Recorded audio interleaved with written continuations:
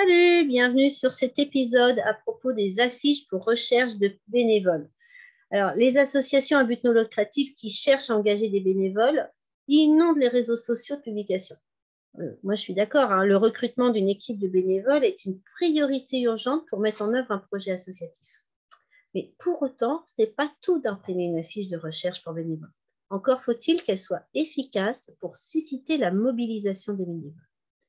Une communication bien réfléchie rentabilise le temps et l'argent investis dans cette campagne d'incorporation citoyenne. Alors, qui suis-je au fait pour vous parler de ça? Excusez-moi, je ne me suis pas présentée. Je suis Esther, je suis associative angel, c'est-à-dire que le site Shopra Online que je dirige est dédié à 100% aux associations, à la communication des associations, à l'accompagnement dans la communication et à la formation à la communication.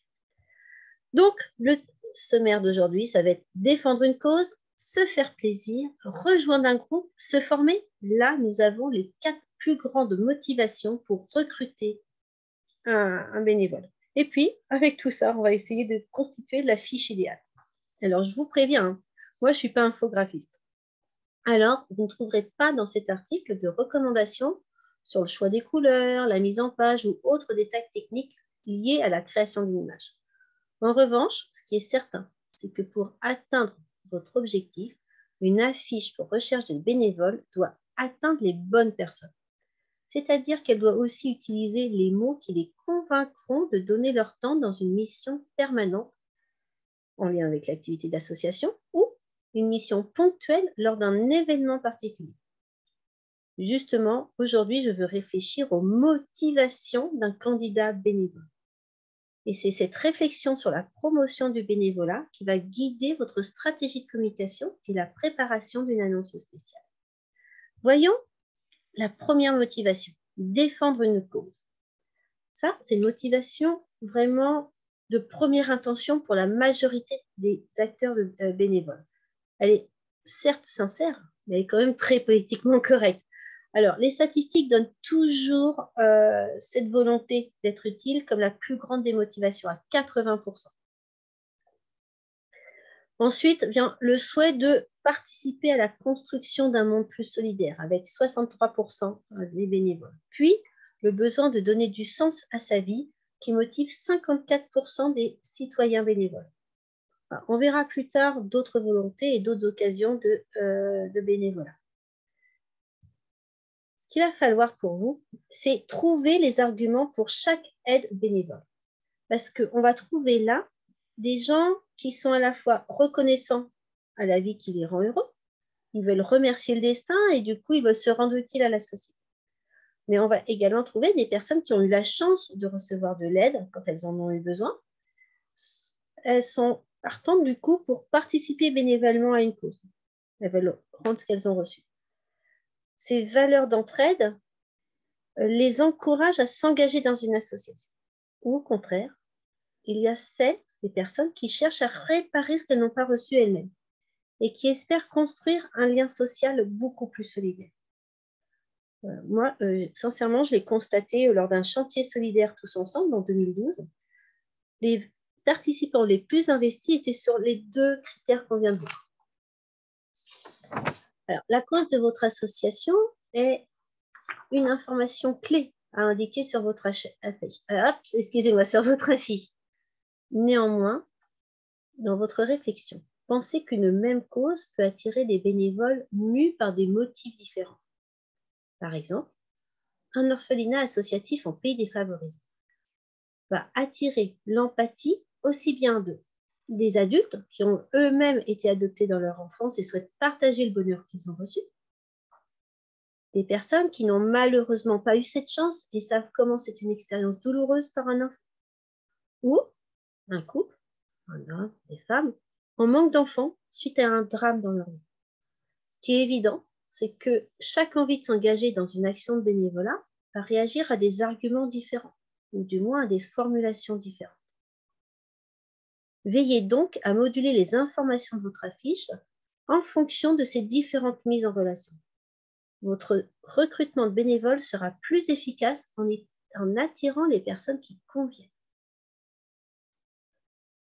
Je vous raconte une histoire vécue en termes d'implication bénévole. Tout simplement, sur le Choublog, il y a plusieurs bénévoles, des gens impliqués régulièrement, qui ont déjà témoigné de leur motivation pour rejoindre une cause. Je vous mettrai tous les liens. Par exemple, la reconnaissance d'une vie chanceuse a entraîné 3 étudiants du 9-3 à organiser des maraudes pour aider les SDF sur leur temps libre. L'amour des chats et la peine face à leur souffrance a entraîné une passionnée à consacrer sa vie aux chats errants sans compter ses heures de bénévolat. Par ailleurs, une rencontre culturelle avec un pays envoûtant a engagé une voyageuse à devenir présidente en Inde pour accompagner les personnes d'une antenne humanitaire. Ou alors, 4e exemple, sa propre transition écologique a entraîné une adhérente débutante à devenir bénévole sur un festival zéro déchet après une réunion d'information présentant des possibilités de bénévolat dans une association. Ce qui est clair, une seule cause, plusieurs raisons, chacune son argument, vous allez devoir adapter votre slogan pour soutenir votre cause. Le travail préparatoire à un appel aux bénévoles va consister à lister toutes les raisons possibles de rejoindre votre cause associative. Alors moi, ce que je vous conseille, c'est afin de réunir plus d'idées, c'est d'y réfléchir chacun de votre côté, puis de mettre vos listes en commun. Ce qui est important, c'est que chaque responsable va bloquer un moment pour traiter la question à fond. Voilà, juste comme ça. Parce que si vous êtes en mode improvisation, la première idée qui vient à l'esprit est forcément la plus simple. Et ce n'est pas pour dire la plus simplette. Mais si vous prenez du temps pour creuser plus loin, vous allez laisser émerger des idées de 2e ou 3e intention. Celles auxquelles vous n'aurez probablement pas pensé au dépourvu. Et c'est ainsi que vos arguments pour votre affiche vont devenir plus riches, plus diversifiés et plus efficaces. Ensuite, face à chaque motivation, notez l'argument qui sera le plus porteur. Alors, on reprend tout simplement l'exemple qu'on a vu tout à l'heure sur l'orphelinat et on imagine des expressions leviers selon le type de motivation. Par exemple, motivation reconnaissance, et en face, vous allez marquer collecter des repas, collecter du matériel scolaire, collecter des cadeaux. Les personnes ont reçu du bien-être, elles vont vouloir donner du bien-être. En face de la réparation, écrivez offrez un avenir à un enfant. Ah là, on est toujours sur du cadeau, mais on voit plus grand, on voit un destin. Pour une motivation sur le manque, accompagner l'éducation d'un enfant. On retrouve ça dans lui offrir du matériel, dans un parrainage. Mais là, c'est les mots qui changent. Donc, un même argument peut avoir plusieurs formulations et chaque formulation va correspondre à une motivation. À vous d'imaginer. Hein. Moi, j'ai pris un exemple que je ne connais pas en profondeur. Vous, si c'est votre cause, j'espère que vous allez pouvoir aller bien au-delà et être bien plus impactant. En revanche, si votre projet est complètement différent d'un orphelinat, vous utilisez ce modèle très simplifié pour vous inspirer et transposer votre message sur votre activité. Alors, 2e motivation des bénévoles pour venir aider votre association. C'est les bénévoles qui se font plaisir. Et oui, et oui, et oui. Donc souvent, c'est une arrière-pensée qui est un peu égoïste, qui entraîne les bénévoles à s'impliquer dans la vie associative de leur club sportif ou leur club de loisirs. De cette façon, le bénévole souhaite s'assurer que son activité préférée ne s'arrêtera pas. Alors, il participe à son développement. Ce n'est pas plus compliqué que cela. 49% des bénévoles sont concernés par cette motivation. Moi, ce que je vous propose, c'est tout simplement, c'est de recruter les bénévoles parmi les adhérents. C'est la source essentielle du bénévolat par plaisir. Ce sont vos adhérents. Ils sont déjà inscrits à l'association ou pour les clubs d'enfants, c'est parmi les parents, tout simplement. Je pense par hasard, par ici, là, je pense à une copine. Alors, c'est Julie. Ma copine Julie, elle accompagne son fils au foot 3 fois par semaine. Alors, comme beaucoup de parents, je vous laisse imaginer la scène. Elle reste sur place pendant l'entraînement, dans le froid et sous la pluie. Donc, tant qu'à faire d'être là une demi-journée, voire une journée complète, elle trouve que autant s'occuper et aider bénévolement. Donc, dans un premier temps, elle a accepté d'être parent référent, ils appellent ça comme ça, pour la transmission des informations entre l'entraîneur du groupe, les bureaux des élus et les autres parents isolés. Ces tâches administratives toutes simples lui ont donné l'occasion de connaître le fonctionnement interne du club. Ensuite, quand l'association a voulu installer une buvette au bord du stade, elle a accepté d'être bénévole pour tenir les permanences. Et c'est ainsi que d'une mission de bénévolat à l'autre, certains sportifs font du club de foot, par exemple, une deuxième famille. Mais ça marche sur d'autres activités. Cet exemple de Julie et de d'autres rappelle l'importance de la communication interne auprès des adhérents pour promouvoir le bénévolat. Dans ce cas, votre affiche de recherche de bénévoles va s'adresser à des personnes qui connaissent déjà l'association, ses valeurs, son équipe.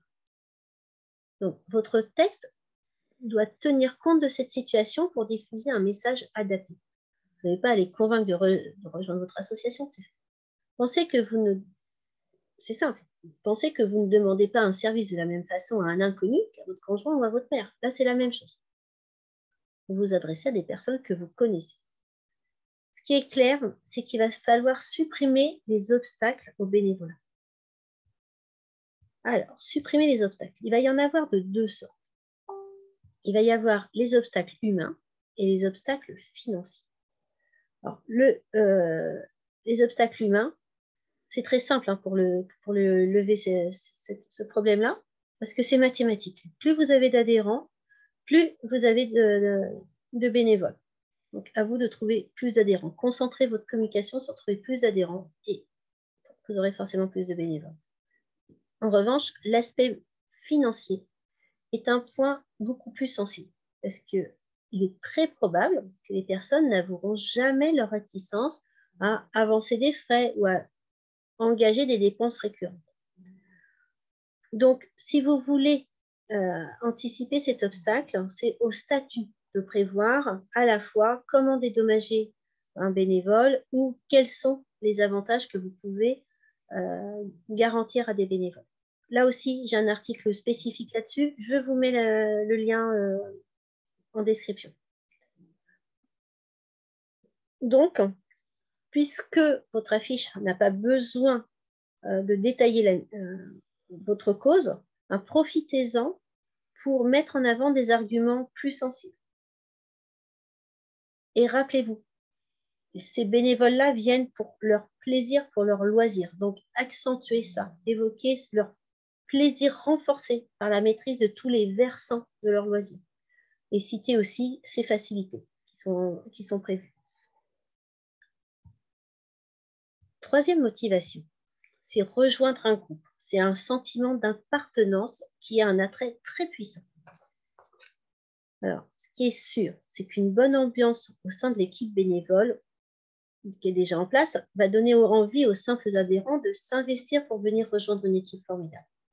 Malheureusement, à ce jour, 19% des bénévoles en fonction se plaignent des dysfonctionnements dans leur association, soit pour des problèmes relationnels, soit pour des problèmes de fonctionnement. Moi, je dis c'est ballot quand même, parce qu'ils sont adhérents, ils sont déjà bénévoles et en fait, ils sont écœurés. Donc, il va falloir régler ces problèmes-là. Premier point, il va falloir éviter les conflits. Donc, vous trouverez toujours en description le lien vers un article, un dossier complet sur la prévention des conflits au sein d'une association. Ce qui est sûr, c'est qu'une association est par définition la réunion de personnes autour d'un même intérêt. Donc, la raison d'être d'une association est toujours humaine. Pour être convaincante, la communication doit intégrer cette dimension sociale, c'est sûr. D'accord ? Donc, votre affiche, elle, va s'adresser à des humains. Soyons clairs, votre public, comme tout à chacun, aime qu'on lui parle de lui-même. Donc, mettez en avant votre équipe dans ce qu'elle a de meilleur, le relationnel. Les gens viennent pour l'ambiance, parlez-en. D'ailleurs, je vous mettrai d'autres articles ceux sur le lien social, créer du lien social, pour donc créer des animations de cohésion d'équipe, mais aussi l'exploitation, dans le respect de la loi, des données recueillies sur les bulletins d'adhésion.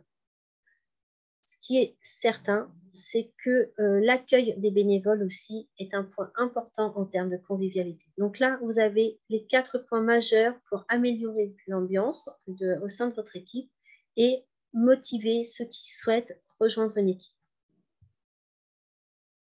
4e motivation, l'apprentissage et l'expérience professionnelle. Ce qui est clair, mais c'est clair pour moi, mais je me rends compte que ce n'est pas toujours évident pour les autres membres associatifs, les élus. C'est que le bénévolat repose sur un échange gagnant-gagnant entre la motivation d'un individu, donc le bénévole, et le besoin d'un collectif, c'est-à-dire l'association. Ce qui est vraiment dommage dans tous les appels à bénévoles que moi je vois passer, c'est que les associations sollicitent de l'aide sans jamais présenter ce qu'elles peuvent offrir en retour. Je vois même des structures qui rentrent dans une spirale de surenchère en proposant des bons cadeaux, des remises, je ne sais quoi. Moi, ce que je trouve regrettable d'engager une association sur cette voie, c'est qu'en vérité, la plupart des associations apportent bien plus que des cadeaux. Elles offrent une expérience de vie ou une expérience professionnelle, voire une formation. Allez, voyons d'abord un cas extrême, la pédagogie par l'exemple. Parce que je suis sûre, si je vous pose la question pour les enfants, tout de suite, vous allez penser à l'intérêt pédagogique d'une implication solidaire chez les plus jeunes. C'est une évidence pour vous, pour tout le monde. Mais avez-vous déjà envisagé de cibler les plus jeunes pour votre affiche de recherche en bénévolat? Vous êtes bien d'accord que votre texte visant des jeunes sera simple et ultra précis.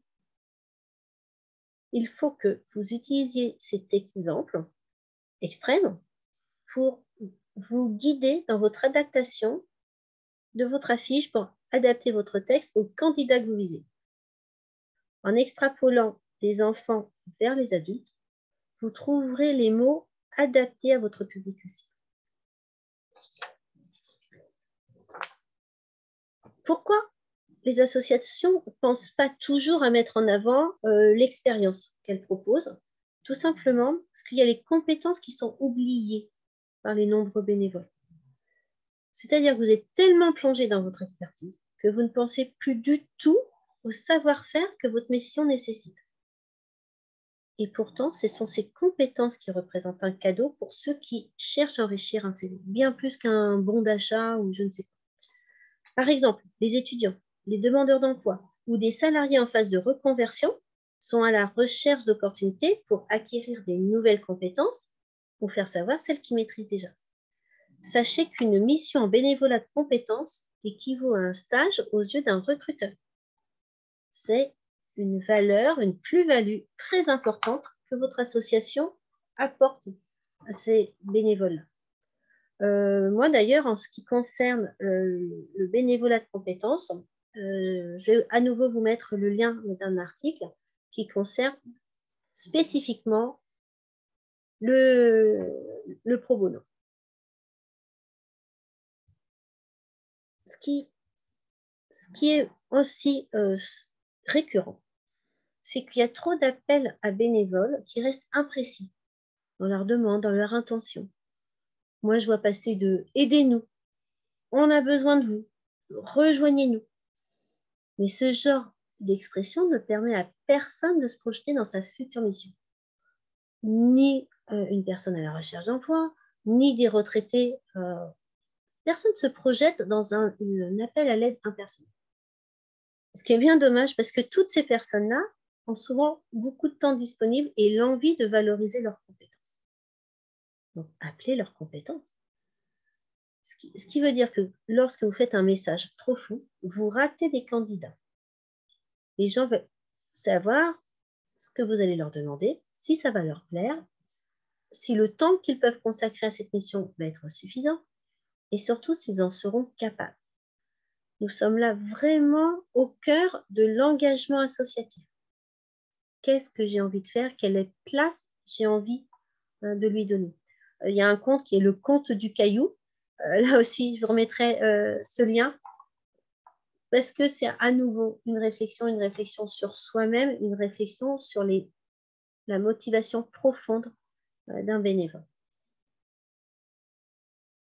Donc, ce qui est évident, c'est que sur votre affiche, vous allez recruter certes des humains, mais surtout des compétences.